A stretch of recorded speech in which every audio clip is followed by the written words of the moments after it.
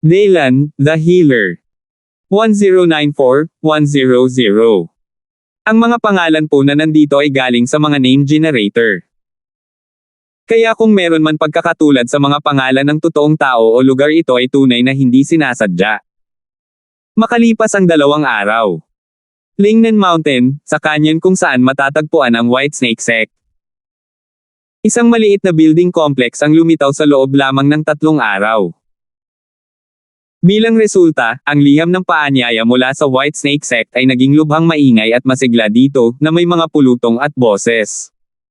Ang Martial Arts Club. Ang Martial Arts Club ng Whitesnake Cult. Sa wakas ay narito na, ngayon, ang Whitesnake Cult's Martial Arts Club.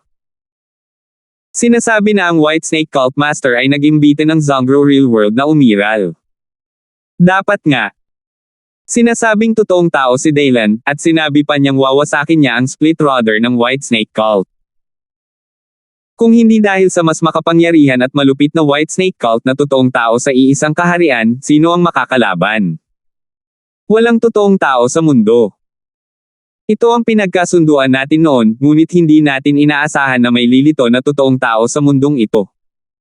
Hindi ka panipaniwala. Kung totoo man, ang hirap sabihin ngayon. Hintayin natin ang taong iyon na magkaroon ng lakas ng loob na lumapit, pag-usapan natin ito. I'm very curious, sa eksenang ito, tinuruan siya ng Whitesnake ng laro, naglakas loob ba siyang sumama? Hindi siya makakatakas sa laban. Well, haha, hahaha. Talagang, bagamat pinaghihinala ang totoong tao na ang tao ngayon, ano? Hindi vegetarian ang Whitesnake Cult. Isa ako sa 2 relihiyon at 3 sekta, sa lihim na kaharian ng mga higanteng espirito, at mayroon akong 2 demonyo, 5 multo, at 13 tagapag-alaga. Alin ba ang hindi Panginoon ng mundo na may sikat na mabangis na reputasyon? Kahit na totoong tao talaga siya, malambing pa rin. Mga taong dumarating at umaalis, lahat ng uri ng argumento. Ngunit sa huli, hindi maganda ang hitsura ni Daylan, at naisip pa nga ng ilang tao na si Daylan ay hindi nang ahas na lumapit. Bilang isa sa 2 sekta at 3 sekta na nangingibabaw sa mystical realm ng kanilang mga higanteng espirito sa loob ng mahigit 100 taon, ang kapangyarihan at takot ng Whitesnake Sect ay malalim na nakatanim sa kanilang mga puso. Kaya, sa gayong autoridad at pagkawalang kilos, sino ang madaling ibagsak ito? Tunay na tao. Ni hindi totoong tao. Sa oras na ito, 2 figure ang lumitaw sa malayo sa bangin sa labas ng canyon. Ang Whitesnake Cult ay nahahati sa Tainan, dyan ba? Maliwanag ang mga ilaw at puno ng mga tao ang mga boses. Mukhang buhay na buhay. Ang isa sa kanila ay tumingin sa kanya na may maliwanag na mga ilaw at malalakas na boses, at isang ngiti ang lumitaw sa kanyang mukha. Ang taong ito ay walang iba kundi si Daylan. Sa likod niya, ang figure ay higit sa 2 metro ang taas, nakasuot ng makapal na itim na balabal, parang burol, na nagbibigay ng napakalinaw na pakiramdam ng pang-aapi. Kung ordinaryong tao lang talaga, natatakot akong lahat ay mapipi.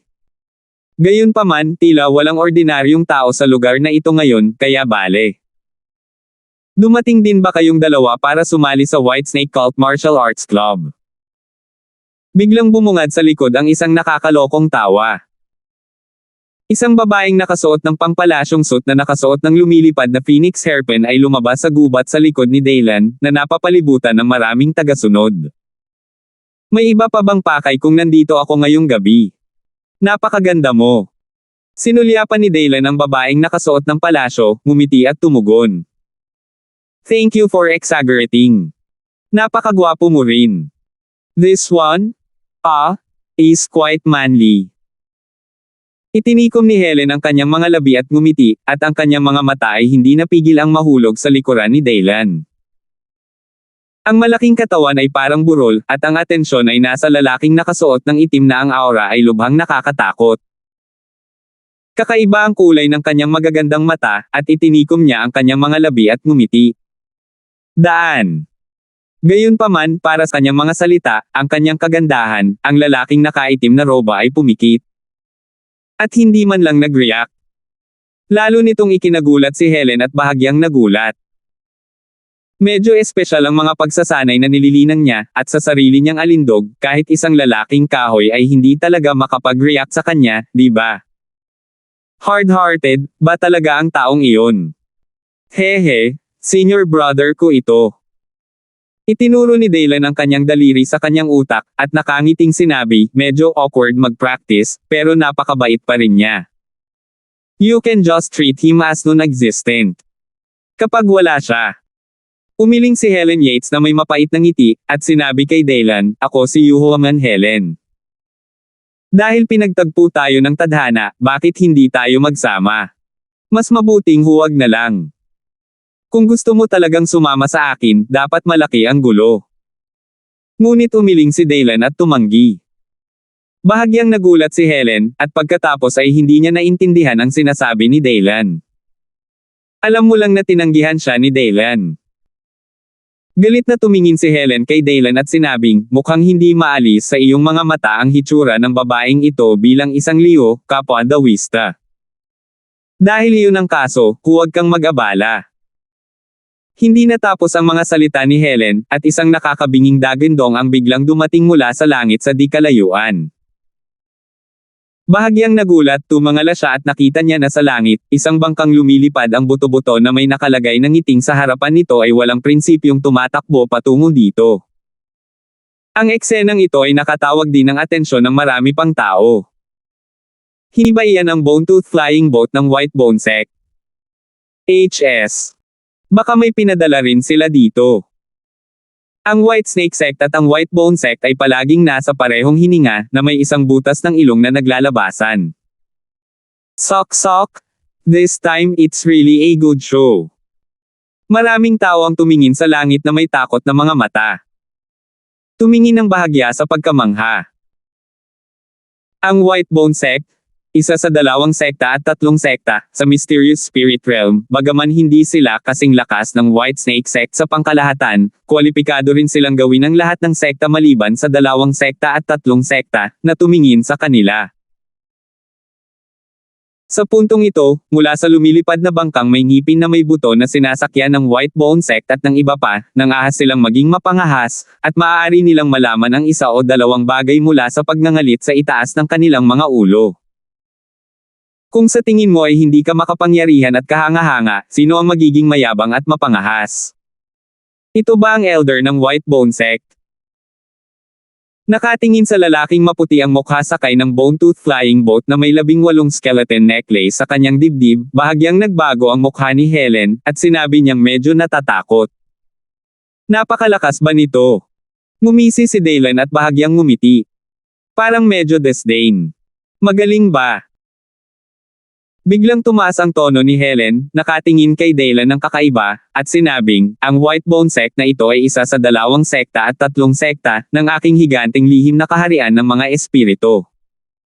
Nakikita mo ang 18 sekta sa kanyang dibdib. Mayroon bang kwintas na bungo? Iyan ang 18 mga bungo ng mga magic chain na tanging ang mga tunay na nakatatandang sect karapat-dapat sa White Bone lamang ang karapat-dapat. Maging mga elder ng White Bone Sect. Ganun ba? Tumango si Dylan at ngumiti, binaliwala ito, na para bang hindi niya naisip na mayroon sa sinabi ni Helen, napakalakas nito. Gayunpaman, ito talaga ang kaso. Tila ang tao sa nakaraan ay talagang isang realm establishment realm, tungkol sa antas ng unang layer ng langit, ngunit ano? Sa paningin niya, walang pinagkaiba ang ganoong klase ng lalaki sa mga ordinaryong tao. Ikaw. Galit na galit si Helen, ito ang unang pagkakataon na nakakita siya ng ganoong tao, kakaibang kombinasyon, ito ay ang White Bone Sect. Tunay na taong antas ng elder, hindi ba niya alam kung ano ang dapat katakutin?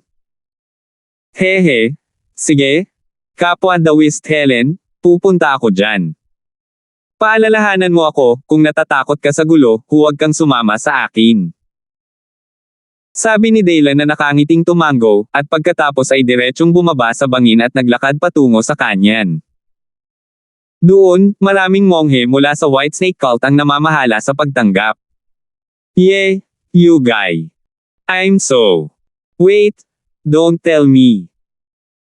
Nang makitang muli siyang pinaalalahanan ni Daylan at inilalayo siya, hindi napigilan ni Helen na itapak ang kanyang mga paa sa galit, at pagkatapos ay bigla siyang nabigla, at isang hindi maipaliwanag na haka-haka ang lumabas sa kanyang puso. Naningkit ang kanyang mga mata at marami pang iba. Nabalitaan ko na si Jarling ng Daylan Ember ay napakabata din. Ang taong ito ay hindi magiging. Sabay lakad na ni Daylan papunta sa kanyan. Isang monghe na nakasuot ng puting snake sect robe magalang na pinigilan si Daylan at sinabing, "Kumusta, kapwa Dawist, pakipakita sa akin ang iyong liham ng paanyaya." "Salamat." "Well, kunin mo." Bahagyang nagulat si Daylan, kinuha ang isang imbitasyon mula sa kanyang mga braso, at ibinigay ito sa White Snake Cult Cultivator. Gayunpaman, pagkatanggap pa lamang ng imbitasyon, hindi man lang ito nilinga ng magsasaka, nakita pa lamang ang ibabaw ng imbitasyon, ang iba ay hindi maiwasang manginig ang lahat na balisa, at pagkatapos ay naningkit ang mga mata. Bumungad din ang nakakagulat na boses. Ikaw yun Daylan." Ang lahat ng dumating at umalis ay natahimik saglit, at pagkatapos ay hindi mabilang na pares ng mga mata ang nakatutok kay Daylan. Nabigla. Siya ba ang Jarling ng Daylan na iyon? "How dare you come?" 1095. Siya talaga. Sa di kalayuan, nakita ni Helen, ang elder ng Yuan-men sa lihim na kaharian ng higanteng espiritu, na ang lalaki ay talagang ang Ram or Jarling ng Daylan na may magandang mukha, wala nang hinanakit at galit sa simula, sa halip, nagpakita ito ng hindi kapani-pani walang kulay, at kahit malamig na pawis ang bumuhos sa kanyang noo. Ngayon lang pala hindi niya ako nililigawan, pero kung talagang sumama siya sa kanya, baka magka-problema ako. Bulong ni Helen na may matagal na takot, at hindi maiwasan ng kanyang mga mata ang pagtuunan ng pansin ang eksena. Ang figure sa hitsura. Nakatutok ang kanyang mga mata sa figure. Muling bumulong si Helen sa isang pares ng maalab na mapupulang labi. "I didn't expect that he would actually dare to come. But even if he did, what would he do?" Kasi kahit na lumaban siya sa pressure at binaligtad ang eksenang ito ngayon, sa tingin ba niya ay may kakayahan siyang sirain ang White Snake Cult? Kahit meron, may lakas ba talaga siya ng loob na gawin yun? Kung magagalit siya sa mga behemoth ng White Snake Cult, hindi maiisip ang kahihinatnan. Pinag-isipan ba talaga niya ito? O talagang hindi siya natatakot? Sa sandaling ito, hindi lamang siya, ngunit halos karamihan sa mga naruroon na nakarinig ng pagkakakilanlan ni Daylan ay lahat ay nag-aalala kay Daylan na may mga emosyon at sorpresa sa kanilang mga mata sa oras na ito. Sandaling natahimik ang eksena. "Bakit, hindi ka welcome?" Bahagyang sinabi ni Daylan, nakatingin sa White Snake Cult Cultivator na ang ekspresyon ay nagbago ng husto. Ako. Ang White Snake Cult Cultivator ay nanginginig sa lahat, ang kanyang mga mata ay hindi maiwasang titigan si Daylan ng may panginginig at kahihiyan.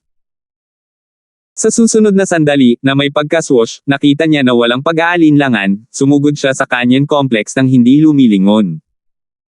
Halatang iuulat ang balita ng pagdating ni Daylan. Nang makita ang eksenang ito, bahagyang sumimangot si Daylan at dirdiretsong naglakad papunta sa canyon complex. Itong lalaking ito. Maraming tao ang hindi napigil ang manginig ang kanilang mga mata, at mabilis silang sumunod, natatakot akong magkaroon ng malaking paggalaw. Mabilis, sundan at tingnan. Mabilis namang sumunod ang lahat. Cannon Building Complex, sa gitnang bulwagan ng White Snake Sect. Halos kalahati na ang mga kinatawan ng iba't ibang puwersa na lumahok sa martial arts meeting na ginanap ng White Snake Academy, at napakasigla ng eksena. Ang mga taong ito ay sadyang nakikipag-usap sa isa't isa o nakikipagkaibigan para palawakin ang kanilang circle of contacts. Sa oras na ito, ang kombinasyon ng 2 o 3 tao sa bulwagan na ito ay ang pinakakapansin-pansin. Maraming tao ang sumilip sa kanila na may kaunting pagtataka. Dahil ang grupong iyon ay walang iba kundi ang pinuno ng White Snake Sect, at ang elder level na bisita ng White Bone Sect, si Queen Lee Duan. Matagal ka nang hindi nakikita ni Kuya Duan. Mukhang malaki ang pag-unlad ng iyong paglilinang. Nakita ko na ang White Snake Cult Master ay namumula sa oras na ito, nakatingin sa elder ng White Bone Sect na si Quinley at nakangiting sinabi. Mukhang walang prudence sa harap ng mga totoong tao na nagsasanay ng Chi Realm Cultivator. I just made a little breakthrough, and you should be congratulated then. I didn't expect you to actually break through to the first level of the real world. Ang elder ng White Bone Sect na si Quinley ay tumingin ng malalim sa pinuno ng White Snake Cult at ngumiti. Originally, ang dahilan kung bakit siya pumunta ngayon ay dahil narinig niyang nandito si Jinlong, isa sa 13 tagapag-alaga ng White Snake Sect, kaya gusto niyang makipagrelasyon sa kanya. Ngunit ngayon ay hindi pa siya nakita ni Lord Jinlong, hindi niya inaasahang natuklasan na ang pinuno ng White Snake, na pinuno ng White Snake Cult, ay talagang nakalusot sa totoong mundo. Naging isang totoong buhay na unang antas na magsasaka, nakapantay niya. Ito ay natural na medyo nakakagulat. Gayunpaman, ang pinuno ng White Snake ay nakalusot na ngayon sa unang antas ng totoong mundo. Bilang karagdagan sa kanyang background ng pagkakakilanlan, siya ay isang mataas na itinuturing na pinuno ng Taiman. Sa hinaharap, tiyak na higit siyang pahalagahan ng mga nakatataas na pinuno ng White Snake Sect, at ang kanyang mga tagumpay ay walang limitasyon. Ang gayong tao ay likas na karapat-dapat sa kanyang pagkakaibigan. Hehe, kahit saan. Swerte lang, swerte lahat. Kumpara sa'yo, Elder One, medyo problemado ako. Bagamat mahinhin ang White Snake Cult Master, pulang-pula ang tono at mukha nito. Ang ekspresyon ng kanyang mukha, hindi ba't makikita sa lahat ang kampante niyang simoy ng tagsibol sa oras na ito. Magkaroon ng kamalayan na ito ay isang tunay na mundo. Ang pagtalon mula sa Dragon Gate ay katumbas ng paglipad hanggang 70,000 milya. Mula ngayon, ang kanyang antas at ang mundo ay magiging iba sa mundo. Sa gayong swerte, paanong hindi siya lalawak at maipagmamalaki ang simoy ng tagsibol? At sa oras na ito, basag. Malakas na itinulak ang nakatagong pinto sa main hall. Nakita ko ang isang nag-aalalang figure na dir-diretsong pumasok. Malakas na sigaw. Guru, pinuno, narito si Delan. Biglang nag-condensed ang hustle and bustle sa main hall. Natahimik ang lahat. Ang mga ekspresyon ng bawat isa ay partikular na pare-pareho sa oras na ito. Sino si Delan? Kung kalahating buwan na ang nakalipas, naniniwala ako na 99% ang pangalan na ito, hindi. Dapat ay 100% ng mga tao ang hindi pa nakarinig nito, ngunit ngayon. Ngayon silang lahat ay tainga. Isa pa, sa totoo lang peke ang martial arts club ngayon. Ang mga taong ito ay mga foil din, at lahat sila ay nanunood ng mga drama. Dahil ang tunay na bida ay White Snake Sect, White Bone Sect, at Delan.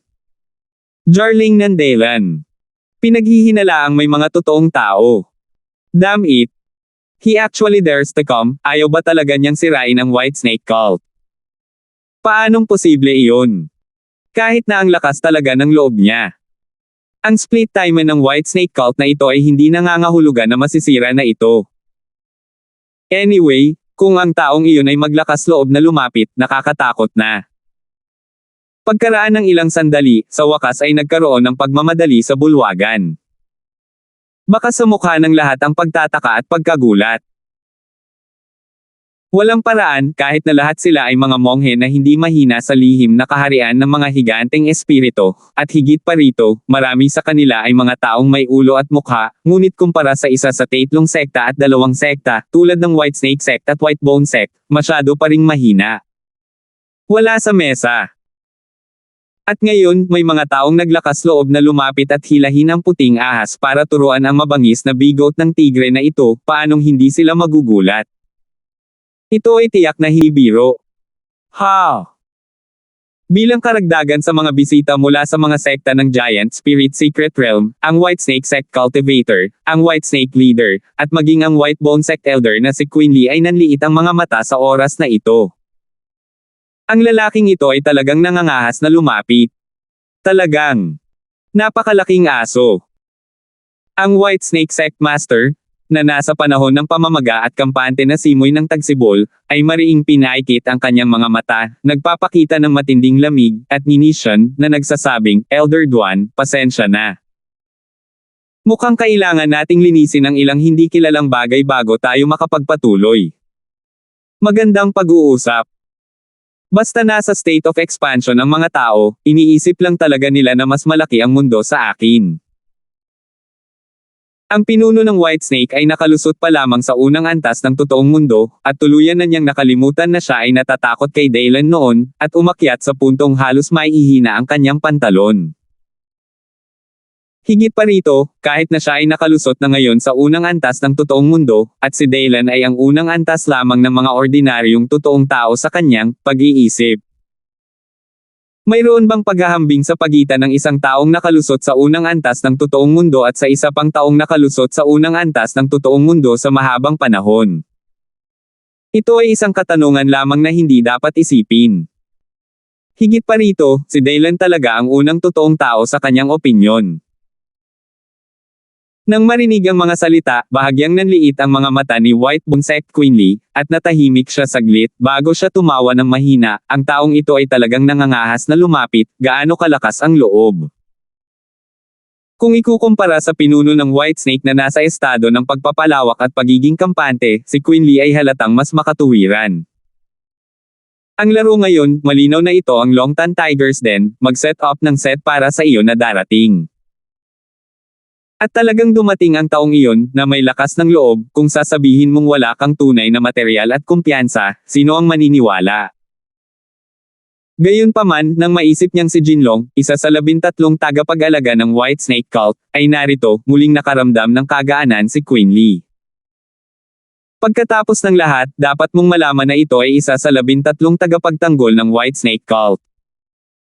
Sa posisyong tulad ng, kahit isang totoong buhay na henyo sa ikalawang antas ay kwalipikadong umupo doon.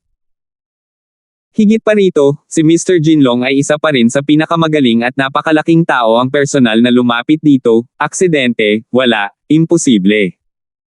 Tumili. Sa sandaling ito, muling itinulak ang malaking pinto na nakatago sa ere.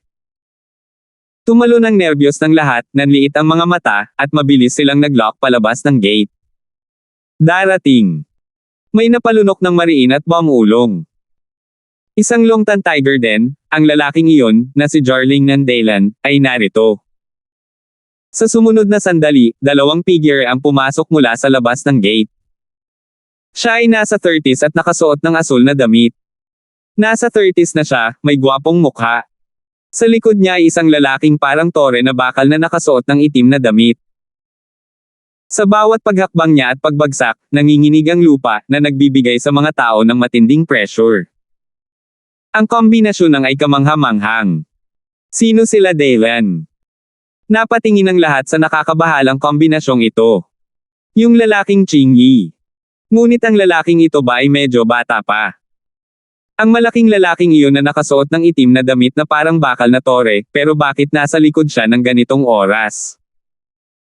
Ngunit gaano man kagulo at putik ang kanilang isipan sa mga oras na ito, ang pagdating ng dalawang ito na hindi alam kung sino ang pinagsamahan ni Daylan ay nakaramdam sila ng isang patong ng tensyon ng mabilis. Dinilaan ang kanilang mga labi, lumunok ng laway, karamihan sa mga tao ay umatras ng hindi malay. Umalis ka sa daan. Sino si Daylan? Sa oras na ito, kahit si Quinley ay may mga pagdududa sa kanyang puso.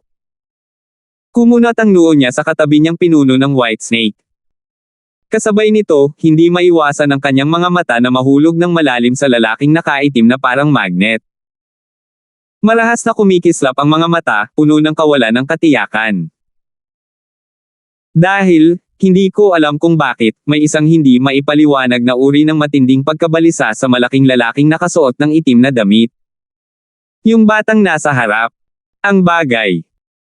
Ang mga mata ng pinuno ng Whitesnake ay nahulog kay Daylan, at nagkaroon ng isang mabangis na flash. Tunay na tao. Ngayon ay wala na siyang pakialam kung totoo man siya o hindi, at nangangahas mag-isa rito, kahit tigre o dragon, kailangan niyang humiga para sa akin ngayon. Hirap lumipad. Siya. Nang marinig ang sinabi ng Whitesnake Cult Master, hindi mapigilan ni Queen Lee na magbago ang kanyang mga mata. Siya pala, hindi siya. Ganun ba? Sa oras na ito, masayang pumunta si Daylan sa gitna ng bulwagan, sinulyapan ang pamilyar na pinuno ng Whitesnake sa hindi kalayuan, ngumisi, at pagkatapos ay isang walang malasakit na boses ang tumunog ng direkta sa bulwagan. Napapalibutan ka na ngayon. Handa ka na bang mahuli, o matigas ang iyong ulo na lumalaban? Oo, nga pala, maliban sa mga monghe ng Whitesnake Cult, dapat pumunta na lang ang ibang mga walang ginagawa at maghintay. Manood ka na lang ng palabas. Sa sandaling lumabas ang mga salitang ito, ang lahat ng naruroon ay natigilan saglit, gustong tumawa, ngunit pakiramdam nila ay hindi nila magawang tumawa. 1096. Hehe, originally akala ko character ka, pero ngayon parang may problema ka sa utak mo. Hindi mo ba tinitingnan kung ano itong lugar? Hindi napigilan ng pinuno ng Whitesnake na matawa sa galit. May panunuya sa kanyang mukha, at tumingin siya kay Daylan, kung ganoon nga, paano kung bibigyan kita ng pagpipilian ngayon? Choice. Anong choice? Hindi napigil ang tumawa ni Daylan at nagtanong. Lumuhod ka. Dilaan mo malinis ang talampakan ng sapatos ko, tapos umalis ka na dito, baka maawa ako at maligtas ka sa buhay ng aso kung may mabuting puso ako, kung hindi. Mas gusto mong maranasan ang buhay kaysa kamatayan. Ano ang lasa? Nakangising sabi ng pinuno ng Whitesnake. Gaya nga ng sinabi ko kanina, kagagaling lang niya pagkarating niya sa unang kaharian ng totoong mundo. Sa tingin mo ba siya ang ikatlo ng mundo? Talaga, paano kung hindi? Ngumiti si Daylan at umiling. Ay isang pambihirang tagumpay, tama. Parang nakarating lang siya sa unang layer ng kaharian ng Foundation Establishment. Pero ang hamak na totoong tao na ito ay napakayabang, magaling ba talaga? Hindi. Bingi ka ba, o gusto mong matikman kung ano ang pakiramdam na mabuhay kaysa mamatay? Ang pinuno ng Whitesnake ay nagbago ng kanyang mukha at sinabing desidido, Elder Duan, bakit hindi tayo magsanib puwersa para patayin siya ngayon? Pagdating pa lang sa ganoong estado, kailangan lang din na pumatay ng mga tao para makadagdag sa saya. Boom! Isang nakakatakot na aura ang sumabog, baliw na nagwawalis sa bulwagan. Hoy! Ito, hindi ba ito? Ang pinuno ng Whitesnake ay talagang nakalusot sa totoong mundo. Naningkit ang mata ng lahat at nagulat sila. Bagamat nakita nilang ang pinuno ng Whitesnake ay marunong magsalita at tumawa tulad ng mga nakatatanda sa Whitebone sect noon, hindi nila maiwasang magduda at maghinala, ngunit ngayon, nang mabunyag ang tunay na misteryo, hindi nila maiwasang makaramdam ng galit na gulat sa kanilang mga puso. Ang pagsasanay sa Chi Realm at Real Life Realm, kahit na ito ay isang maikling distansya, ito ay isang mundo ng pagkakaiba. Dahil kahit sa mystical realm ng mga higanteng espiritu, ang mga totoong buhay na karakter ay itinuturing na mga karakter at bayani. Ang pinuno ng Whitesnake na ito ay talagang nakamit ito. Makikialam ka ba? Pinandilatan ni Daylan si Queen Lee na ang mga mata ay kumikislap ng husto at nagtanong ng nakangiti. Isa pang totoong buhay na unang antas. Pero sa harap niya, sa level na ito, 1 plus more is 1. May pagkakaiba ba? Obviously, wala talagang pinagkaiba. Nang marinig ang mga salita ni Daylan, kumislap ang mga mata ni Queen Lee, at dumaan ang bakas ng galit. Siya ang elder ng Whitebone sect, at nag-e-exist siya sa totoong mundo, kaya bakit siya tinanong ng ganito? Kahit na mayroon, ang isang kabataang tulad ni Daylan ay may ganoong kwalifikasyon. Hehe, binata. Nandito ako para ipaalala sa iyo na minsan mas mabuting huwag kang masyadong high profile. Malamig niyang sinulyapan si Daylan, na para bang nakapagdesisyon na siya, at sinabing may malamig na pagkinang sa kanyang mga mata, lumabas ka sa iyong cultivation base. Kung hindi, kung ako mismo ang maghihintay sa shot, hindi magiging ganoon ka-simple ang kahihinatnan. Sa isang iglap, natahimik ang buong hall. Maraming tao ang umatras na nanginginig ang mga mata, at handa pa silang lumabas ng bulwagan na puno ng pawis. Hindi sila bobo. Sa ganitong atmosphere, nasabi na ang lahat tungkol dito, kaya kakaiba kung hindi sila mag-aaway. At sa sandaling magsimulang gumalaw ang totoong buhay ng mga powerhouse, ang epekto ay magiging napakalaki, at ang bulwagan na ito ay madaling mawawasak. Kaya tayo'y mamasyal, lakad pa tayo. Self-abolished cultivation. Hehe, sinabi mo talaga to. Kung ganun, hindi na kailangan pang pag-usapan. Ngumiti si Daylan, ngunit may bahagyang lamig sa kanyang mga mata. Mag-usap. Ang pinuno ng Whitesnake cult ay nanunuya, ang kanyang mukha ay puno ng panunuya. Ako, ang Taiman at kanang tagapag-alaga ng Whitesnake cult, ay namatay sa iyong mga kamay. Kung gusto mong makipag-usap, dapat mo bang bigyan ako ng paliwanag para sa Whitesnake cult? Anong paliwanag? Mahinang sabi ni Daylan. Babayaran mo ang iyong buhay. Matigas na sabi ng pinuno ng Whitesnake. Babayaran mo ang buhay mo. Tumawa ng pipi si Daylan, umiling at sinabing, gusto mong pagbayaran ko ang buhay ng langgam na iyon. Sigurado ka bang gising ka na? Kamatayan sa korte. Ang mga mata ng pinuno ng Whitesnake ay pumipikit, ang kanyang espiritual na enerhiya ay lumundag, at ang mga kalamnan ay nananatili sa kanyang mga braso, at ang parang tato na pattern ng ahas ay talagang buhay. Sumisingit. Isang higanteng sawa na ang kaliskis ay sumasalamin sa madilim na diwa ay lumitaw sa kalangitan at humampas kay Daylan, walang hangganang nakakatakot. Whitesnake teaching, gaya ng ipinahihiwatig ng pangalan. Ang mga pagsasanay na ginagawa ng lahat sa sekta na ito ay may kaugnayan sa mga ahas. Sinasabing sa punong tanggapan ng Whitesnake sect, mayroong isang totem ng maalamat na espiritu ng ahas na may walang hangganang mana, na makapangyarihan sa lahat. Haha! Gayunpaman, nang makita niyang umaatake ang nakakatakot na higanteng sawa, bahagyang ngumiti si Daylan at umatras. Biglang gumalaw ang Malatower na nakasuot ng itim na lalaki sa likuran niya. Sa isang iglap, isang sobrang nakakatakot na aura at enerhiya ang lumitaw sa bulwagan. Isang nakakatakot na aura ng bangkay ang lumabas sa katawan ng lalaking nakasuot ng itim. Ano? Nang makita ang eksenang ito, ang elder ng Whitebone sect na si Queen Lee ay hindi napigil ang ipikit kaagad ang kanyang mga mata, na parang bigla siyang nakakita ng nakakatakot na larawan, hindi niya napigil ang magpakawala ng malakas na boses. Ito, corpse energy ito. Ano ba ang taong iyon? Pinipino ba ng bangkay? Hindi, bilasan mo. Mabilis na nagbago ang mga emosyon sa mukha ni Queen Lee, at nagkaroon ng matinding pagkabalisa sa puso ni Queen Lee. Gustong tumigil, ngunit huli na. Panlilibak. Maging ang Malatore na figure ng lalaking nakaitim na nakasuot sa harap ng higanteng ahas ay parang kuting at tuta, na nakakaawa kung ikukumpara. Ngunit sa sumunod na sandali, lumitaw pa rin ang kanyang figure sa harap ng higanteng sawa. Ang mga kuko na naglalabas ng malamig at malamig na liwanag ay lumabas mula sa mga itim na damit na nakatago, at pinunit nila ang malaking katawan ng higanteng sawa. Kasing lakas ng higanteng ahas ng sawa na pinalaki ng mga magsasaka sa unang antas ng totoong mundo, ang depensibong kapangyarihan ng nakakatakot na katawan na iyon ay lubos na madaling maapektuhan sa gasgas na ito sa ngayon.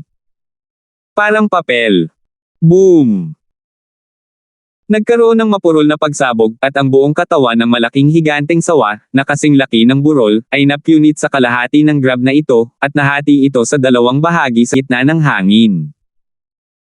Kasabay nito, ang dingding ng bulwagan sa likod ng higanteng sawa ay napunit at natusok din ng grab na ito. Mayroong malaking guwang na butas para sa mga paw print. Nang makita ang eksenang ito, lahat ay nagulat, natigilan, at ang kanilang mga likod ay puno ng malamig na hangin. Maging si Queen Lee, na nasa unang kaharian ng totoong mundo, ay walang pagbubukod. Ito, paano ito posible? Siya ay tumingin sa itim na damit malaking tao sa takot, na wala ang kanyang kalmado, at nanginginig. Hindi ka panipaniwala. Dapat mong malaman na, sa pangkalahatan, ang lakas sa pakikipaglaban ng mga espiritu ng ahas at mga demonyong ahas na pinalaki ng mga monghe ng Whitesnake cult ay 100% na nakalink sa cultivation realm ng Master. Pero ngayon, Ang halimaw na higanteng sawa na ang lakas ng pakikipaglaban ay umabot na sa unang antas ng real-life realm. Ay walang puwang upang labanan, at direktang tinangay at natalo ng malabakal na tore na nakasuot ng itim na lalaki. Namatay on the spot. Ito, ang ganitong uri ng kapangyarihan, anong antas ng kapangyarihan ito? Sa pag-iisip nito, hindi niya napigil ang manginig, at sa sumunod na segundo, napatitig ang mga mata niya kay Daylan na walang pakialam sa malayo. Ito, ang taong ito, hindi ba talaga niya magagawang hilahin ang isang puting ahas at turuan ang mga bigot ng tigre? Ang kanyang puso ay puno ng panginginig, at siya ay labis na nagsisisi. Dapat alam mo kung paano, at kung papatayin mo siya, hindi ka darating para makihalubilo sa maputik na tubig na ito. Flop. Ikaw. Puff. Sa oras na ito, ang Whitesnake Sect Master ay nakaupo sa lupa habang ang kanyang asterisk ay humampas, ang kanyang mukha ay puno ng hindi paniniwala, ang kanyang mga mata ay puno ng takot, ang mga tao ay hanggal, at pagkatapos ay ang buong tao ay nanginginig at hindi mapigilan. Sa sumunod na segundo, tuluyan na siyang nilamon ng nakakatakot na lakas ng backlash na parang undercurrent. Sa bibig, dugo ang tumalsik na parang ayaw ng pera, tapos halatang matamlay din ang hininga ng katawan niya, halatang matamlay. Sila ay mga Whitesnake cult cultivator, at ang kanilang paglilinang at lakas ay lahat ay malapit na nauugnay sa mga halimaw na ahas na kanilang pinalaki, at ang kanilang mga buhay ay magkaugnay. Ano man ang mali sa magkabilang panig, kahit na ang kabilang panig ay hindi patay, ito ay tiyak na kalahating kapansanan. Whoosh! Biglang may lumitaw na figure sa likod niya. Alam mo ba? Sa paningin ko, wala kang pinagkaiba sa langgam. Amir, and there's the clamor for my life. Do you think this is funny? Tumutunog sa tenga.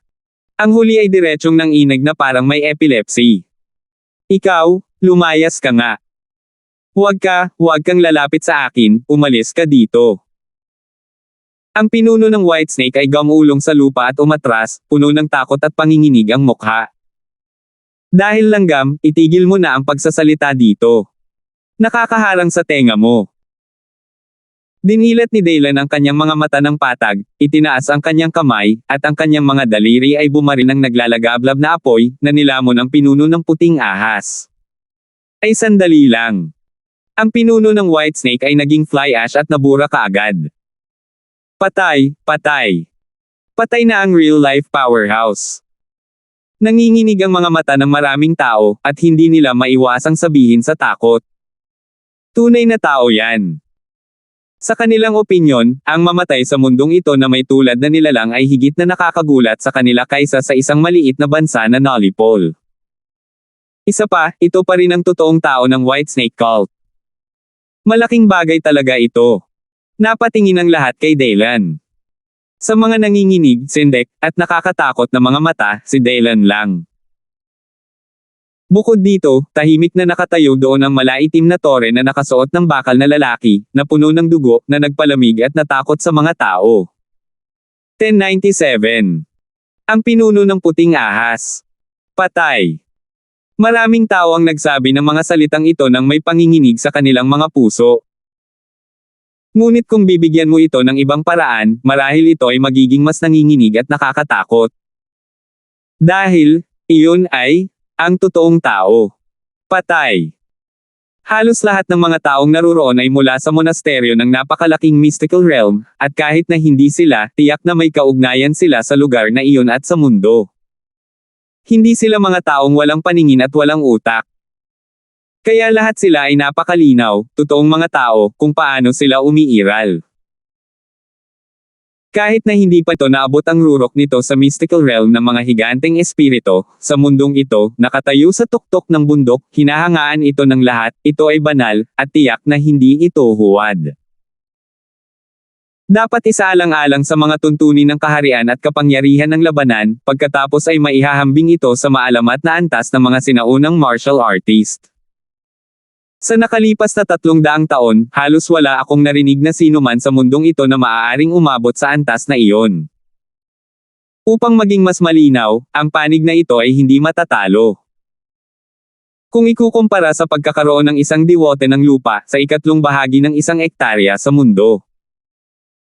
Ngunit ngayon, ang mga karakter na ito ay pinatay ng buhay sa harap ng kanilang mga mata, at walang pagtutol.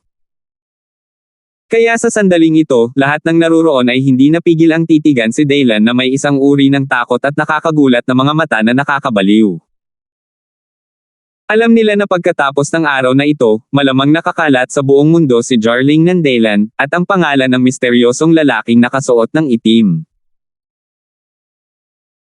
Bagamat hindi ito ang kredito ni Daylan sa pagpatay sa pinuno ng Whitesnake, ngunit ang lalaking nakasuot ng itim na parang isang tore na bakal, ngunit, sa eksena kanina, nag-teleport sa likod ng pinuno ng Whitesnake, ang kanyang mga daliri ay pumitik sa apoy, at ang pinuno ng Whitesnake ay nasunog hanggang sa mamatay, na ginawa pa rin ang lahat na naruroon. Huwag mong pansinin. Ang dragon ay hindi nakatira sa mga ahas, mayroon bang hindi nakakaintindi? Ang las ng lalaking nakasuot ng itim ay nakakatakot, gaya ni Daylan na sumama sa kanya, nasaan kaya siya? Kahit na ito ay talagang masama, maaari itong magdala ng isang bagay na hindi matatalo na matatawag na pagbabago ng tay. Ito rin ay isang uri ng enerhiya at isang uri ng lakas, hindi ba? Ito ay imposible. Bukod pa rito, si Quinley, na maswerte na makalayo ng medyo malayo, ay malungkot, mahirap isipin na ang eksenang ito ay totoo. Ang snake spirit na may first level combat power ng totoong mundo ay talagang nabasag ng malaking tao na nakasuot ng itim, at nahati ito sa dalawang hati, parang isang destruction toy, freehand at casual. Kung kayang patayin ng kalaban ng pinuno ng Whitesnake ng ganito, kung si Quinley ang tinatamaan, ganoon din. Kahit na siya ay talagang mas makapangyarihan kaysa sa Whitesnake Cult Master, gaano man siya kalakas, ito ay kaunti lamang. Ay limitado. Ngunit ngayon ang lakas ng kalaban ay ganap na nalampasan ang limitasyon na iyon, na ikinatakot niya at hindi na siya makakita ng malinaw. Tumakas ka ngayon. Sa sandaling naisip ko ang talatang ito ng Quinley, agad akong naging mapagpasyahan. Nang makitang hindi maganda ang sitwasyon, tumalikod siya at tumakbo ng walang pakialam sa mukha ng totoong tao. In short, alam pa rin niya na kung ikukumpara sa mukha niya, mas mahalaga ang buhay niya. Kung talagang baliw ang ganitong uri ng tao, kahit napatayin siya, natatakot ako na hindi siya matatakot sa anumang bagay. Ang kabilang partido ay naglakas loob na pukawin ang Whitesnake Sect, matatakot pa ba siya sa kanyang Whitebone Sect? Mga pakpak. Boom! May tunog sa langit. Nakita ko na sa likod ni Quinley, biglang lumipad ang mga bahagi ng maputlang lantang buto, na bumubuo ng mga pakpak, na umaabot sa lapad na 2 o 3 metro sa kaliwa at kanan. Ang sumunod na sandali ay nang makita niya ang mga puting buto at balahibo na marahas na pumapapak, ang buong katawan ni Quinley ay direktang tumaas sa kalangitan, naging hangin at kulog, at ang bagyo ay tumakas sa bilis na parang hangin. Gusto mong tumakbo? Sa pagtingin sa figurang tumatakas sa langit noong araw na iyon, ngumiti si Daylan ng hindi maganda, kinuyam ang kanyang kaliwang kamay, pinaikot-ikot ang kanyang baywang sa likod, at bahagyang tumapak gamit ang isang paa. Kung hahayaan kitang tumakas, hindi ba ako mahihiya ngayon kay Daylan? Boom! Dagandong! Ang paa na ito, na parang nahuhulog ang langit, sa sandaling natapakan niya ito, si Daylan ay nasa buong lupa sa lugar na iyon, na may radius na 10-10 metro, at agad na idiniin pababa ng isang hindi nakikitang higanteng puwersahang binasag ang isang malaking hukay na higit sa 10 metro. Seize! Nanliit ang mga mata ng lahat, at nilalanghap nila ang malamig na hangin. Ito ay masyadong. Oo naman, ang kapangyarihan ni Daylan ay talagang napakalakas na ito ay mapangahas. Ang liwanag ay nakapagdulot ng napakalaking pressure sa isang pagtapak lang, paglabas sa malalim na hukay na 12-dosenang metro. Kahit na totoong tao ito, imposibleng gawin ito. Anggal ng tigre, kamao. Sa susunod na sandali, isang mahinang ungol ang narinig. Naghagis ng suntok si Daylan, at sa araw na iyon, naramdaman ng lahat ang maringal na presyon patungo sa langit, pumuputok na parang kanyan. May parang sipol na tunog sa nanginginig na hangin, at ang puting ulap na kalangitan ay hinayla mula sa karaniwang mga alon ng hangin. Ang ganitong eksena ay lubhang nakakatakot, na nagpapanginig at nakakakilabot sa mga mag-aaral.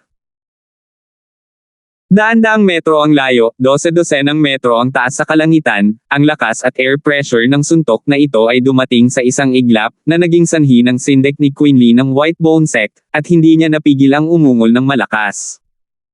Iligtas ako ng tagapagtanggol ng kabayo. Damn! Sa dilim, mabangis na sambat ng maputi ang buhok ngunit hindi pangkaraniwang boses ng kabataan.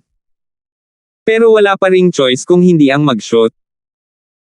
Bago ang pagkamatay ng Whitesnake Sect Master, masasabi pa rin niya na huli na para makahabol, ngunit ngayon, ang Whitesnake Sect at ang Whitesnake Sect ay palaging nasa parehong pahina, at si Quinley ay ang elder ng Whitesnake Sect. Pagdating sa pangkalahatang ledger, tiyak na magkakaroon ng malalaking problema. Sa pag-iisip nito, kahit na mayroon na siyang matinding selos kay Daylan at sa malaking lalaki na nakaitim na damit, orihinal na gusto niyang itago at lokohin ang nakaraan at makahanap ng pagkakataong makaganti sa hinaharap. Ngunit ngayon ay maaari lamang siyang maging matigas sa anit. Boom! Ang presyon ng hangin ay direktang lumitaw sa harap ng mga tao na may aura na puno ng mga bitek sa ibabaw ng yelo.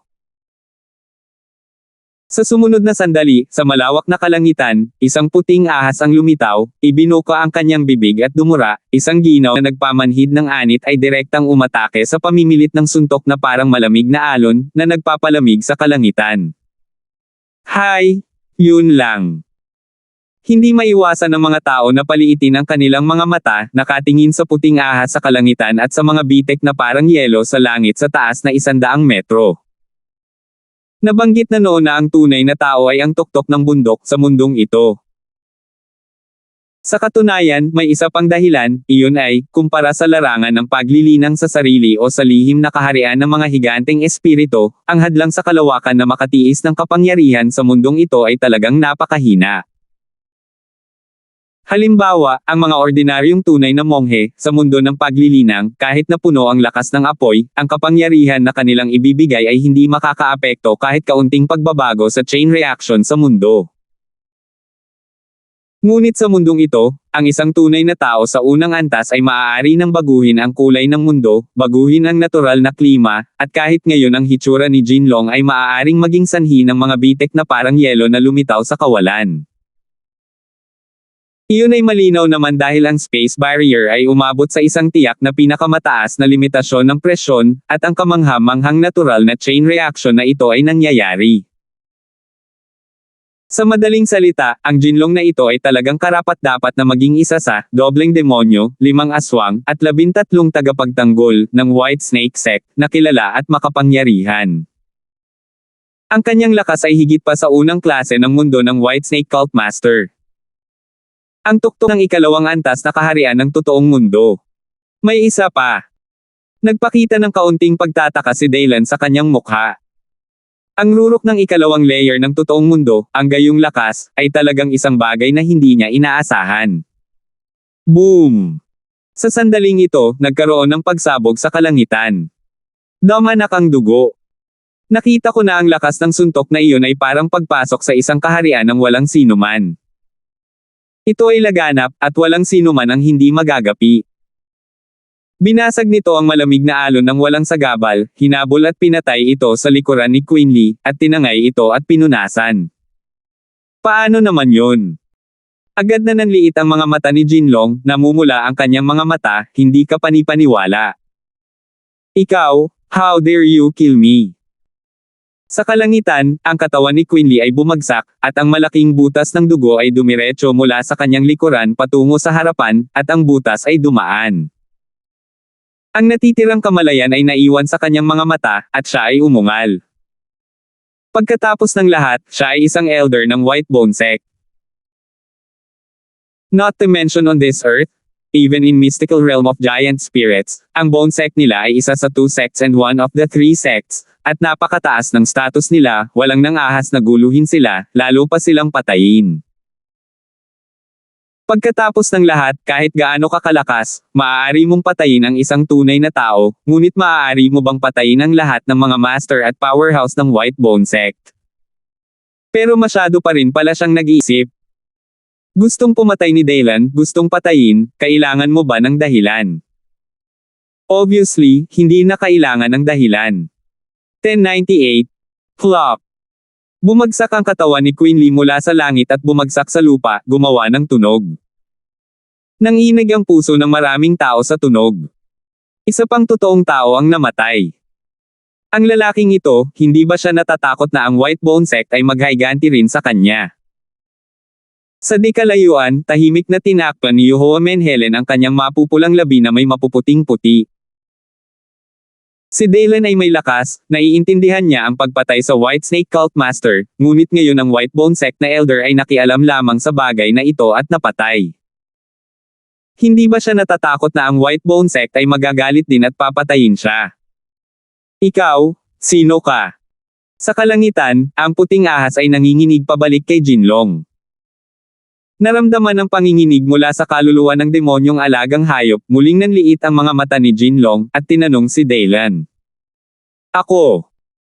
Lumingon si Daylan, tumingin kay Jinlong na walang pakialam, at sinabing, nagpadala ka sa akin ng imbitasyon, hindi mo ba alam kung sino ako? Jarling ng Daylan. Kontento ka na ba sa pangalang ito? Mahinang sabi ni Daylan. Jarling ng Daylan. Ang mga puso ng karamihan ay nanginginig ng husto, at itinatago nila ang pangalan sa kanilang isipan. Simula ngayon, bawal na sa puso niya ang taong ito. Lakas man ito, o paraan ng paggawa ng mga bagay-bagay. Baliw lang ang lalaking ito.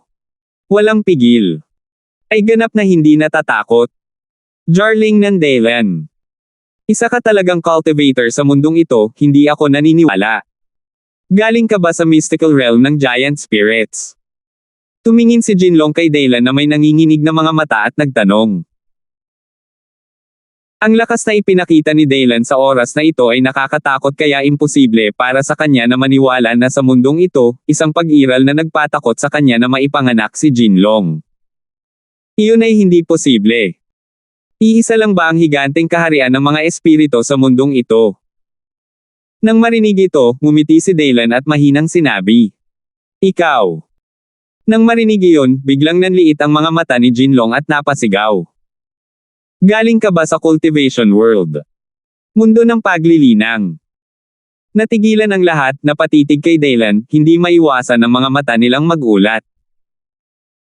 Hindi na sila estranghero sa mundo ng paglilinang sa sarili, ngunit ang matagal na nilang conformity, ay naging dahilan upang ituring nila ang mundong iyon bilang ibang linya ng komunikasyon sa pagitan ng iba't ibang mundo. Ang Daylan na ito ay talagang isang tao mula sa mundo ng paglilinang. Well, congratulations sa sagot mo, but unfortunately walang reward. Hindi inaasahan ni Daylan na magre-react kaagad ang kabilang partido, umiling, at tumango ng nakangiti. Gayunpaman, tila alam ng mga taong ito sa lihim na kaharian ng mga higanteng espirito ang tungkol sa lupa na humahantong sa larangan ng sariling paglilinang, ngunit bakit napakaraming tunay na buhay na mga monghe ang nananatili sa pugad ng daga? Ito ay tila medyo kakaiba. Hindi ko inaasahan na ang iyong kamahalan ay isang taong mula sa larangan ng paglilinang sa sarili, ngunit sa iyong lakas, muli kang babalik sa lupang ito. Nakakagulat talaga sa isang tigang na lugar. Pagkatapos ay alam ni Jinlong ang pinagmulan ni Daylan. Sa katunayan, makatwiran na kahit nakakaunti ang mga sinaunang mandirigma sa antas ng martial arts, sa mundong ito, napakaraming monghe pa rin sa totoong mundo sa loob ng 2 o 300 taon. At sa sandaling pumunta ang mga taong iyon sa mundo ng paglilinang, halos hindi na sila bumalik. Sapagkat ang aura sa mundong ito ay talagang masama, napakasama na kahit ang mga tao sa mystical realm ng mga higanteng espirito ay hindi ito nakikita, lalo pa ang mga taong napunta sa larangan ng self-cultivation at nakaranas ng aura na mamasa-masa tulad ng tubig at isang malawak na mundo. Ang tubig ay dumadaloy sa mas mababang lugar, ang tao ay napupunta sa mas mataas na posisyon. Hindi ito kasinungalingan. Narinig ni Daylan ang mga salita at ngumiti, ngunit hindi nagsalita. Dahil sa totoo lang, kung ayaw niyang bumalik upang makita ang kanyang bayan, makita ang kanyang ina at ang kanyang amo na si Marcus, kahit siya ay hindi makayanan ang aura ng lupa. Pabayaan ng ibang tao. Nang makitang pinapatay ni Daylan ang mga taong tulad nito, sa ganoong kalmadong saloobin, hindi napigilan ni Jinlong na magngalit ang kanyang mga ngipin sa galit at malamig na itinaas ang kanyang kamay. Napakakapangyarihan ng iyong kamahalan, kumbinsido ako kay Jinlong, ngunit pinatay mo ang aking puting ahas para magturo ng totoong tao. Kailangan mo pa kaming bigyan ng paliwanag para sa puting ahas, tama ba? Explain. Anong explanation ang gusto mo? Sumulyap si Daylan sa kanya at nagtanong. Ako. Saglit na hindi nakaimik si Jinlong, medyo namula ang mukha niya. Confession? Anong confession? Buhay para sa isang buhay.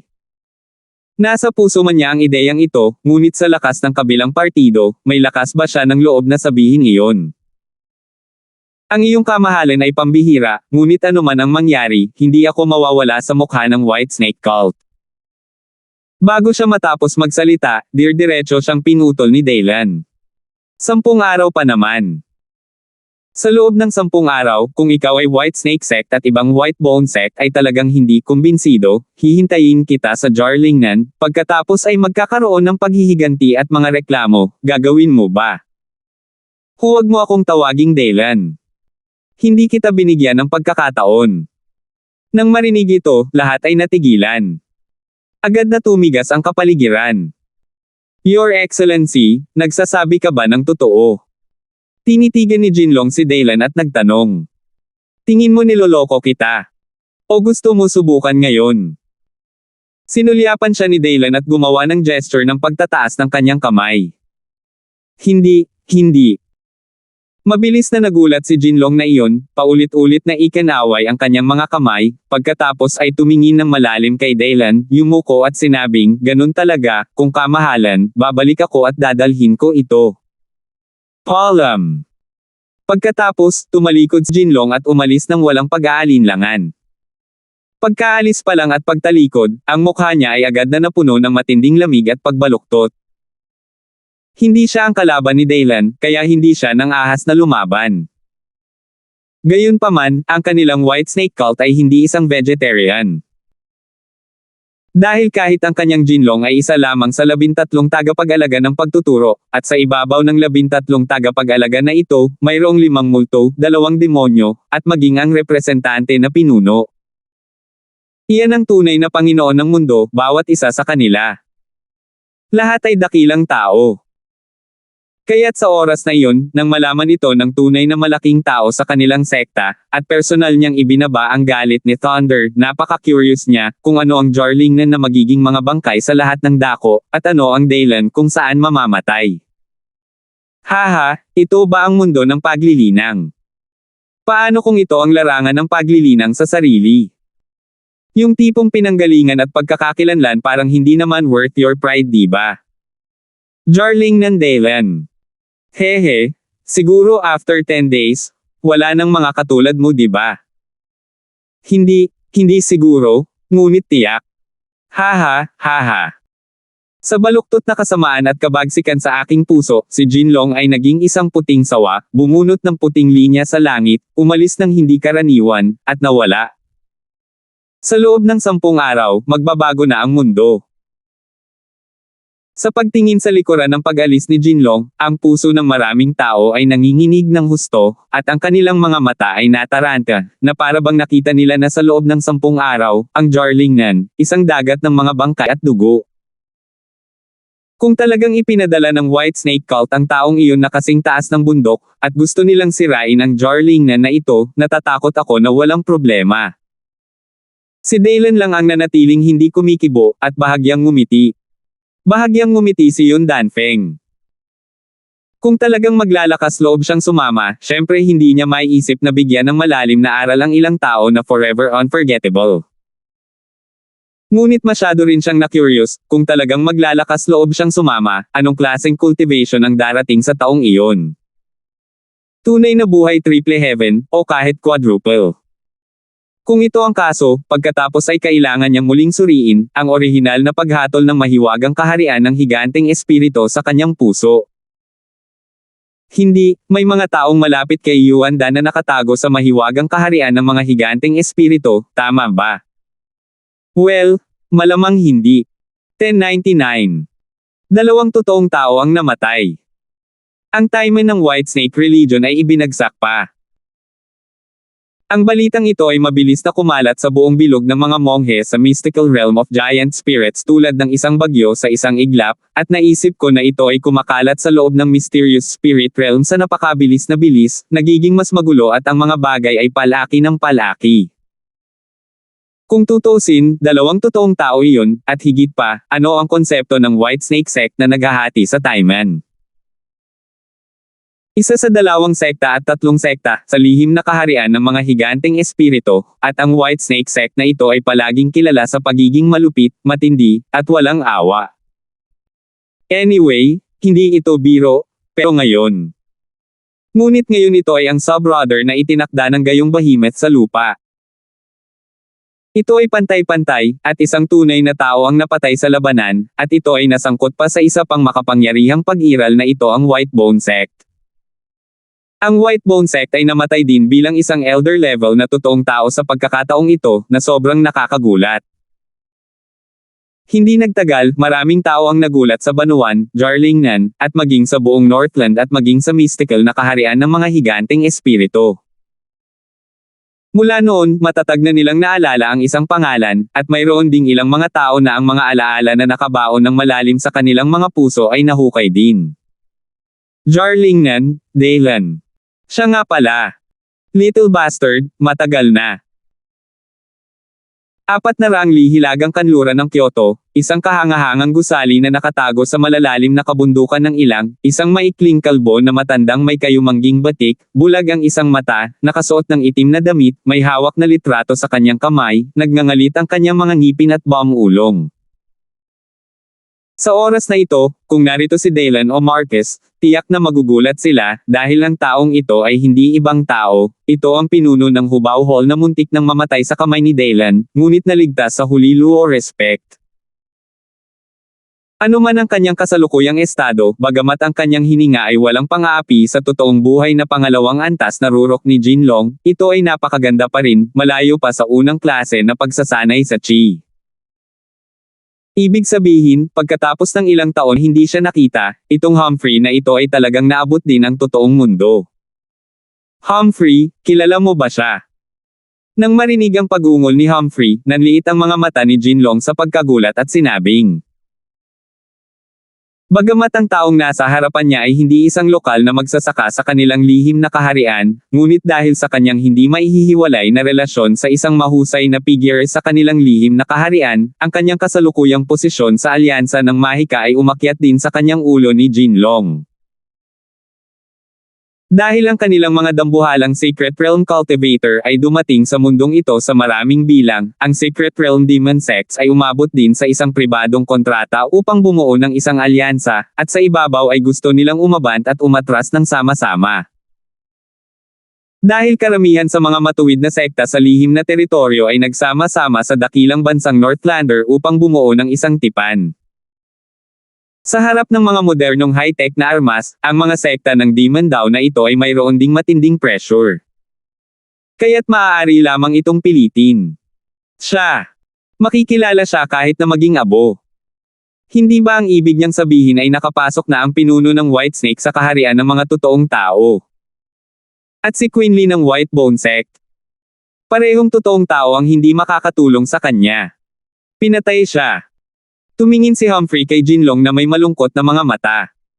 Minamaliit ko ang mga kakayahan nito.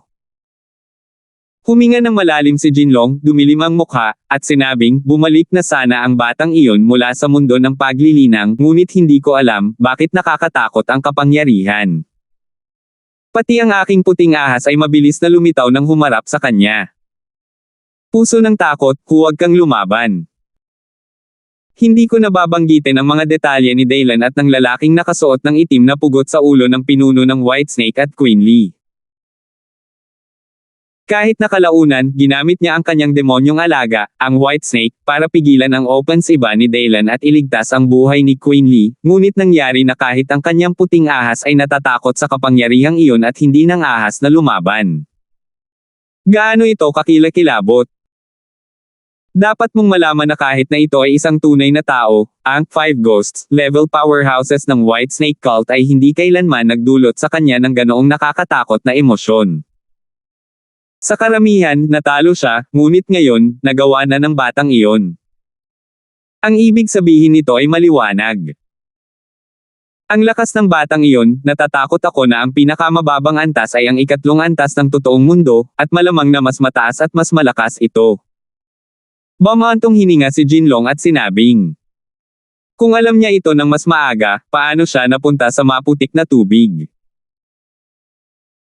Ang kapangyarihang labanan sa itaas ng ikatlong antas ng totoong mundo ay medyo pangit, kahit na sa lihim na kaharian ng kanilang mga higanteng espiritu, sapat na ang nais na duminahin ang mundo sa isang maliit na lugar at tumawag sa hangin at tumawag sa ulan.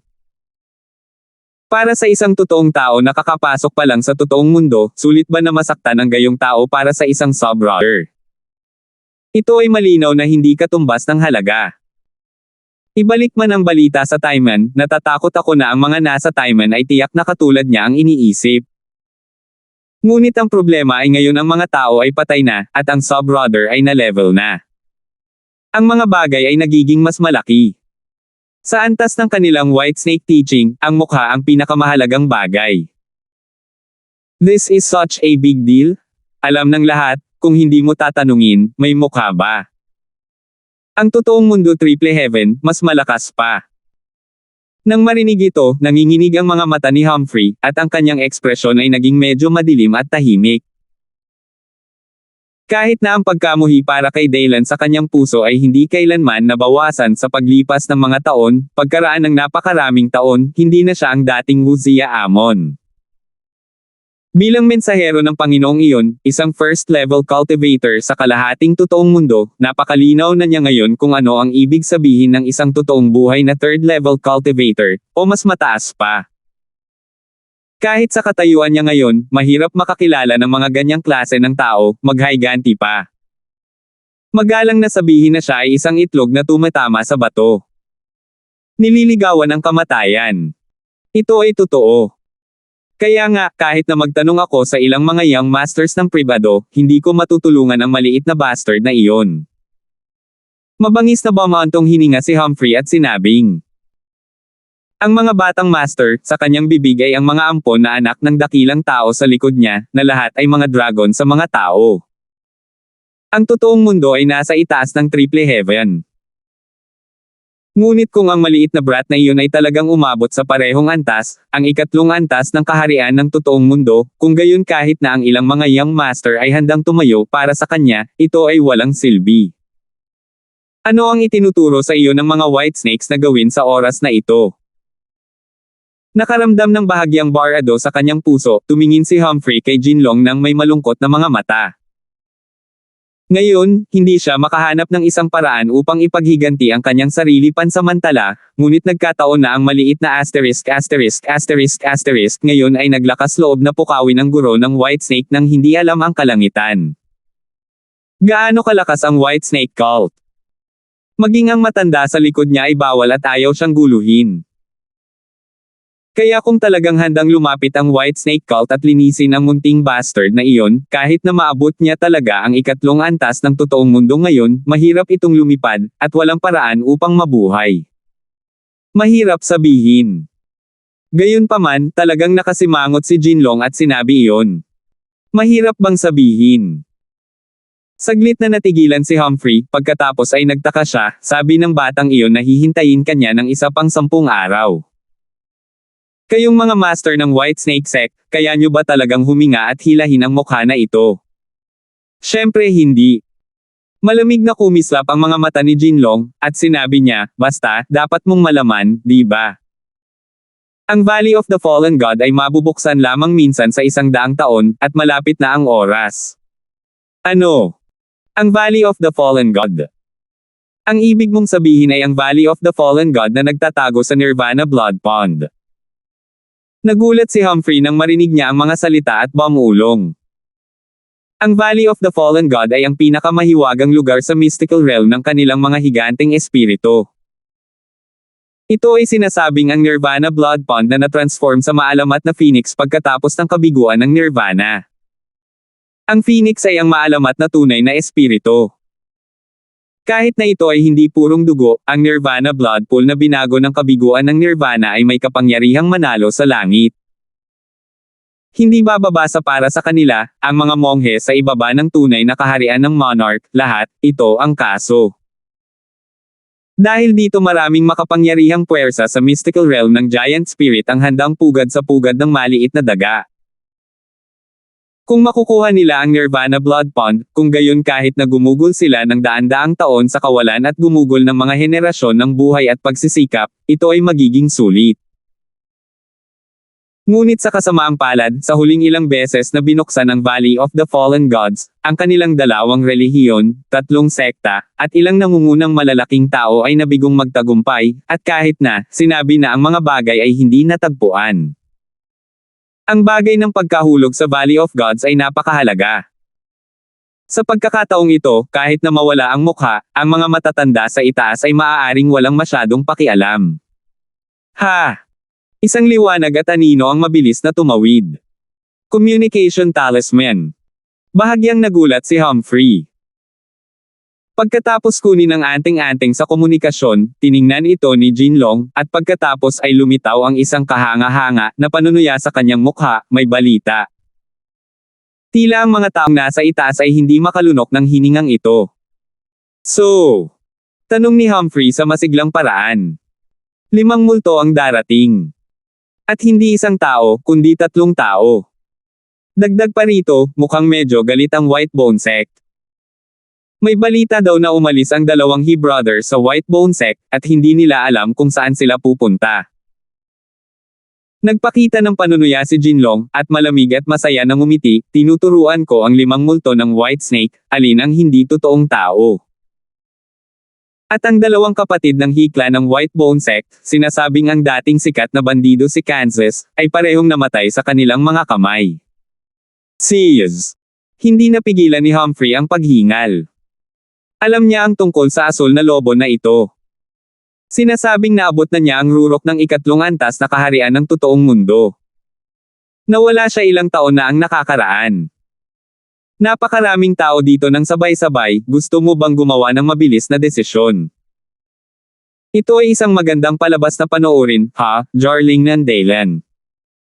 Sa pagkakataong ito gusto kong makita si Jinlong. Sa harap ng ganitong uri ng labanan, kailangan mong paano kunin ang recruit. Ha. Isang mapagmataas at malamig na tawanan ang umalangaw-ngaw sa malaking bulwagan na ito. Maging si Humphrey ay tila nahawa sa emosyong ito, nanunuya at bumulong-bulong. Itinuro ng White Snake ang 5 multo, ang 2 kapatid ng hikla ng White Bone Sect, Sok-Sok, ito ay talagang isang mahusay na labanan. Kawawang bata, kahit na hindi ako naghiganti sa aking sarili, kung makita kitang mamatay, ako, si Humphrey, ay magiging masaya pa rin. Ha. Nagmamalaki din siyang ngumisi. Hindi masabi ang saya sa puso ko. Kung tutuusin, dapat mong malaman na kahit na may kakayahan ang mga young masters sa likod niya, hindi siya magtatagal kapag kaharap ang isang kaaway nitong lineup. Ito rin ang pinakamataas na kapangyarihan sa mystical realm of giant spirits, ang domineering ng 2 relihiyon at ng 3 sekta. Kinokontrol nila ang mga nangungunang master sa secret realm, ang pinakamakapangyarihang powerhouses, at ang paraan ay walang katapusan. Kung talagang gusto nilang pumatay ng mga tao, pabayaan ang isang lamang, totoong buhay na 3rd level na langit, kahit na ito ay pang-4 na antas ng langit, ******* ito ay dapat na mamatay din. Maaaring walang mga pagbubukod dito. Sa pag-iisip nito, ang mga mata ni Humphrey ay naging mas mapagmataas at malungkot. Sa isang ulirat, tila nakita niya ang pagkamatay ni Daylan. 1100. Jarling Nandalan. Sa paglipas ng mga araw, ang pangalan ni Daylan ay malalim na nakatatak sa puso ng maraming monghe sa lihim na kaharian ng mga higanteng espiritu. At mas inaalala nila ang mga rants na binitawan ni Daylan noong araw na iyon. Sa 10 araw, maghintay ng isa pang 10 araw para sa iyo. Dapat mong malaman na ito ay hindi naglalayong sa mga ordinaryong tao, ngunit ang Whitesnake Cult. Isa sila sa nangungunang 2 sekta at 3 sekta sa lihim na kaharian ng mga higanteng espiritu. Naniniwala ako na walang sino man sa Whitesnake sect ang makakapigil ng hininga. At ang kasunod na pag-unlad ng sitwasyon ay katulad din ng nahulaan ng lahat. May natuklasan na 3 sa 5 ghosts ng Whitesnake sect, ang Green Ghost Granny Kui, ang Yellow Ghost na si Lee Baijo, at ang Red Ghost Scorpion Daoist, na kinikilala bilang ang pinakamakapangyarihan sa 5 ghosts, ay dumating sa mundong ito. Talagang nagpadala ang Whitesnake Cult ng 5 Ghost Guy. Maging ang Daoist Scorpion ay dumating dito. Kung tama ang pagkakaalala ko, ang lalaking iyon ay nasa tuktok na ng totoong buhay na triple heaven 10 taon na ang nakakaraan. Sok, parang nakakahiya talaga ang Whitesnake Cult this time. 5 multo ang walang talo sa mundong ito. Nabalitaan ko rin na ang 2 Hiklan brothers sa Whitebone sect ay nawala din sa hindi malamang dahilan. Kung hindi ako nagkakamali, 8 out of 10. 9 out of 10. Ang tiyuhin ni Quinley ay isa sa 5 pinuno ng Whitebone sect, ang Daoist Mokyong. Ang 2 He brothers ay pangalawang disipulo din ng Daoist Mokyong. Ang mga tao sa Whitebone sect ay hindi gaanong napakasarap pumatay. Hehe. Hindi ko lang alam kung ang lalaking iyon ay maglakas loob na lumaban. Si Jinlong, na isa sa 13 tagapag-alaga ng Whitesnake sect, ay dapat na kahit papaano. Kaya lang, sayang. Sayang. Sobrang sayang. Sa kabaligtaran, narinig ko na ang lalaking ito ay bumalik mula sa larangan ng paglilinang sa sarili. Haha, sa tingin mo ba ang pagbabalik mula sa larangan ng paglilinang sa sarili ay mas mabuti kaysa sa ating mga monghe sa lihim na kaharian ng mga higanteng espiritu? Walang muwang, hindi ko alam. Tinatawag na. Ang mga pangungusap na tulad nito ay patuloy na lumilitaw sa mga monghe ng Gene Rift. Kaya napakabilis ng pagkalat ng balita. Hehe, andito pa naman ako, di ba kayo nagkasundo? Hawak ang balita mula kay Flying Leopard sa kanyang kamay, casual na nilukot ni Daylan ang papel upang maging bola, itinapon ito sa basurahan, bumulong sa sarili, at umiling. Ang totoong buhay na triple heaven, o maging ang peak ng triple heaven, ito ay talagang medyo malapit sa nahulaan niya noon. Kaya lang medyo nagulat siya. Hindi niya inaasahan na ang kaharian na ito na nakatago sa lupa, ang tinatawag na lihim na kaharian ng mga higanteng espiritu, ay may ganoong background. Ayon sa impormasyong ipinadala pabalik ni Flying Leopard. Ang tinaguriang 5 multo na nanggaling sa Whitesnake Cult sa pagkakataong ito, sa itaas nila, nandoon ang 2 demonyo, ang deputy leader. At maging ang matandang halimaw na nakatago sa likod ng mga eksena. At ang 5 multong ito lang talaga ang may triple heaven ng totoong mundo, at maging ang peak ng triple heaven. Paano ang pares ng mga demonyo? Tunay na buhay ika-4 na antas ng langit. Paano ang obispo? Ang tuktok ng ika-4 na layer ng langit, ang tuktok, o ang ika-5 layer ng langit. Kung ito ang kaso, tila kailangan ko pa ring maging mas maingat. Hindi mahalaga sa ika-5 antas na kaharian ng totoong mundo, ngunit kung mayroong ika-5 antas na rurok, o kahit kalahating hakbang na yuandan, ito ay magiging mahirap.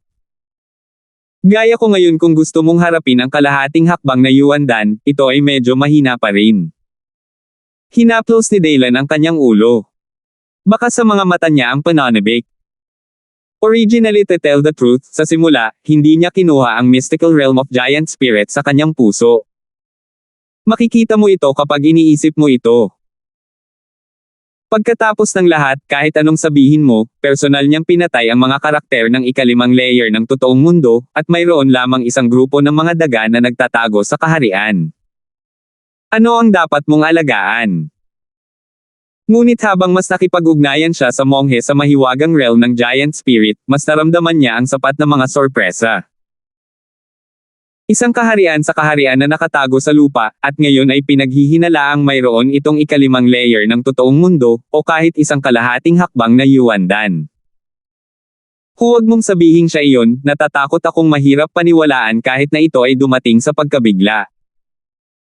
Kung tutusin, napakadali para sa gayong makapangyarihang mga tao na huwag pansinin ang mga missile, tropa, at iba pa. Ngunit bakit handa silang manirahan sa lihim na kaharian ng mga higanteng espiritu? Mukhang may nakakalito na nakatago sa lihim na kaharian ng mga higanteng espiritu. Pinaikit ni Daylan ang kanyang mga mata at tiyak na bumulong.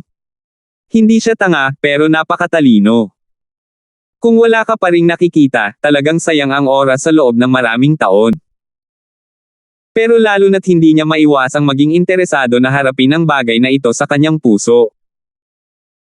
Gamit ang kanyang kasalukuyang lakas, kung itatayo niya ang pundasyon ng ikatlong antas na kaharian ng totoong mundo, at hawak ang 8 Palace Profound Pagoda at ang mapa ng hangin, ulan at kulog, maaari niyang salakayin ang ikalimang antas na kaharian ng tunay na mundo sa kalooban. Kung makakalakad pa siya ng isang hakbang at maabot ang tuktok ng ikatlong langit, hindi siya natatakot kahit na dumating ng personal ang Panginoon ng ikalimang layer ng totoong mundo. At ngayon, mabilis na talaga ang kanyang halimbawa, isang bato na lang. Kung iyon ang kaso, pagkatapos ay maglaro tayo. Kung gusto mo ako, Daylan Jen, na hindi maaaring manalo kahit isang kaharian sa kaharian, at bumalik sa Wolf City, hindi ako pagtatawanan. Bahagyang pinaikit ni Daylan ang kanyang mga mata, ang kanyang mga mata ay nagpapakita ng matinding talas at kayabangan. Asawa.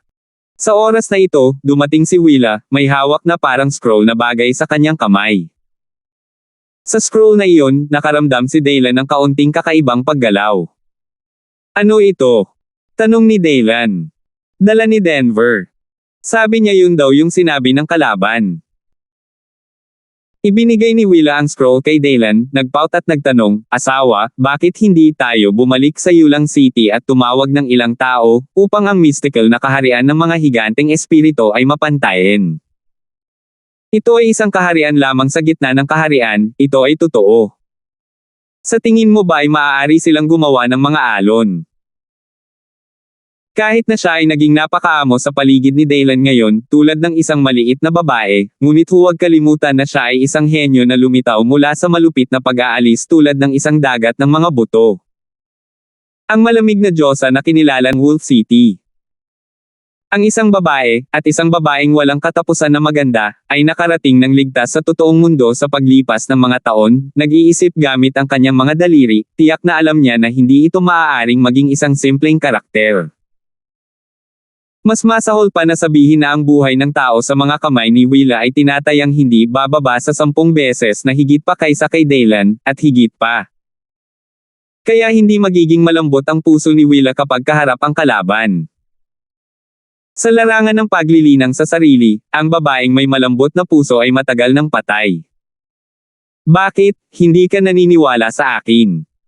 Nakangiting sabi ni Daylan. Hindi. Wala ako nito, sumulyap si Willa kay Daylan at sinabing mapang-akit. Hindi na siya malilinlang sa mga salita ni Daylan ngayon, ilang beses na, gusto mo pa ba akong lokohin? Smart ghost. Iniunat ni Daylan ang kanyang kamay at kinamot ang magandang ilong ni Willa, at nakangiting sinabi, hindi pa ito ang oras para ilipat ang mga sundalong tagapagligtas. Ngunit tiyak na may ilang mga lihim na nakatago sa lihim na kaharian ng mga higanteng espiritu. Kalimutan mo na ito, pag-usapan natin ito mamaya, tingnan mo ngayon. Tingnan mo ang bagay na ito. Itinaas ni Daylan ang kanyang kamay upang buksan ang scroll, at ang kanyang mga mata ay namuo sa isang iglap. Isang mahinang malamig na kulay ang lumitaw. Patayin. Sa scroll, may nakasulat na malaking karakter na may stylus pen at silverhawk, patayin. Ang salitang pamatay, bawat hampas, ay parang isang matalas na espada, kung may sangkap, ito ay puno ng nagyayelong lamig, na naghahatid ng matinding pagpatay. Kung nakita ng mga ordinaryong tao ang salitang ito, tiyak na natakot sila. Maging ang mga mata ay mabubulag. Ngunit sa mga mata ni Daylan at Willa, maaari silang ituring na wala. Ngunit gayunpaman, ang pamatay na salitang ito ay isang hubad na provokasyon. Walang duda tungkol dyan. Asawa. Nanlamig ang mga mata ni Willa, tumalon ang kanyang magandang mukha, at hindi niya maiwasang sabihin. Ayos lang.